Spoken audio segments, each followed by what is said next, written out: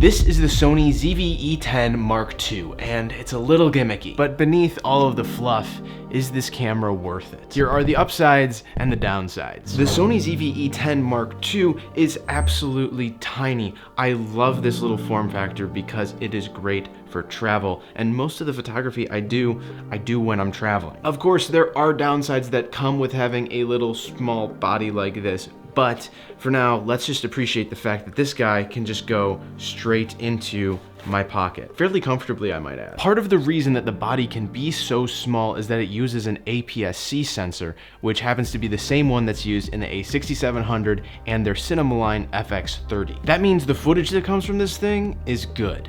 Like, really good. You can record in 4K up to 60 frames per second in 10-bit 422 with S-Log3, which means not only will your footage be insanely sharp, but the dynamic range of 10-bit and S-Log3 means that after grading, your colors in the shots are going to look really nice. You can easily switch between photo, video, and S&Q modes with this switch on the top, and as far as photos go, the images look great here too. It shoots RAW with the 26 megapixel sensor up to 11 frames per second, which is respectable, but in the downsides, I'll go more in depth on why this actually really isn't a photo-centric camera. Nevertheless, it's pretty obvious that image quality is one of the strong suits here.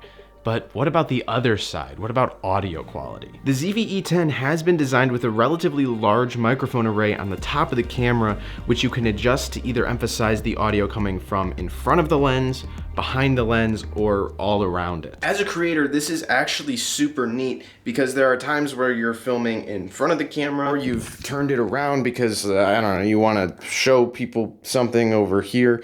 And it's nice to have audio that is always gonna follow you no matter where you are in relation to the lens. I would in no way say that this built-in microphone with the ZV-E10 is any replacement for an external mic like this guy right here, but it is nice that it's a little bit above grade. They also have, they've got like a fluffy windscreen that you can put on top of the camera to cut down on wind noise if you happen to be vlogging outside, which is really important. There's a few other features like the fully articulating touchscreen, updated menu, and vertical orienting info display that make the ZV-E10 II enjoyable to use and super ideal for creators. But beyond that, we get into sort of the more gimmicky side of this camera. Sony added a lot of smartphone style features to the ZV-E10 II, like the ability to bake in cinematic looks to your footage, which are basically just social media filters, and there's a cinematic vlog mode, which simply adds crop lines to the top and bottom of your footage because that looks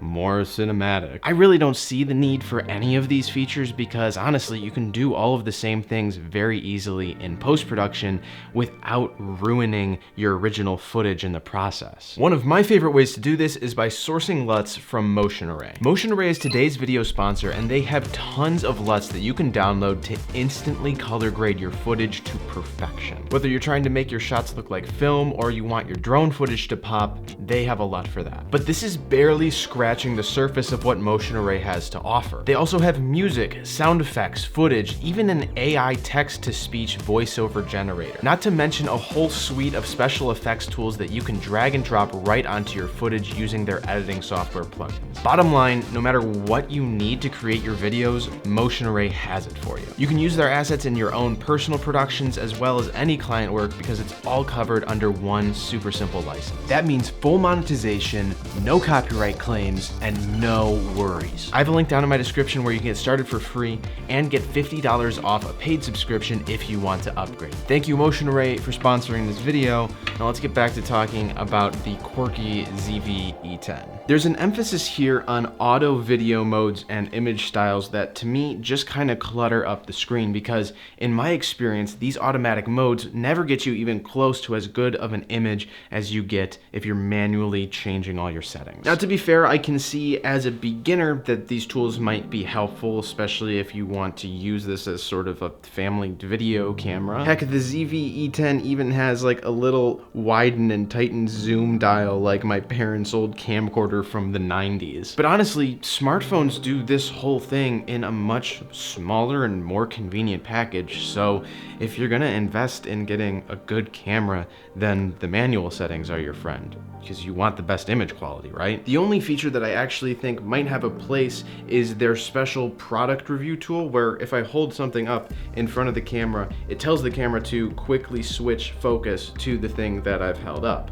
This is great for doing things like product review videos and everything, but it's a pretty niche system, and granted, if you do it too much, it can really kind of get a little bit nauseating. There's also a smooth skin setting that applies digital smoothing over your face to, I guess, make your face look like $1,000,000.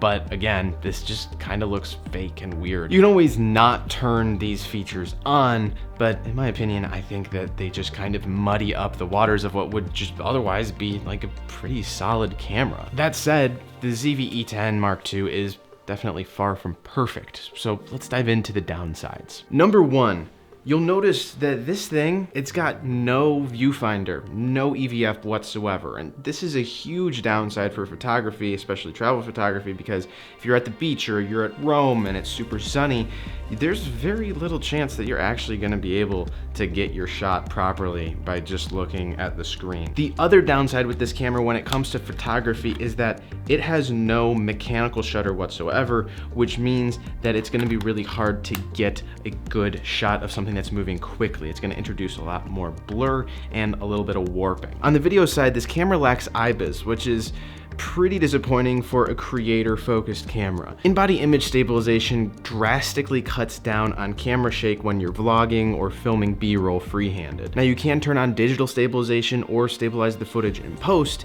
but the problem with that is it's gonna crop in on your footage a lot, and that's on top of the 1.5 times APS-C crop that you're already getting on your lenses. So that's not so much of a problem when it comes to B-roll, but it can be really difficult to get those wide-angle shots that you like if you're trying to vlog. The ZV-E10 II is also not weather sealed, and the rolling shutter is pretty rough. Although, to be fair, most people wouldn't notice this unless for some reason you use a lot of panning shots in whatever content you're creating. The autofocus on this camera is acceptable, it's decent, but it's certainly nowhere close to what you'll find on the A6700 or other cameras in that price range. Its small body also lacks in the manual controls department, with only one customizable button and 2 control dials. Overall, I think that this is actually a good camera for the $1,000 price tag. It'll shoot some amazing looking footage, but it doesn't really feel very professional to use, especially compared to the A6700, which is,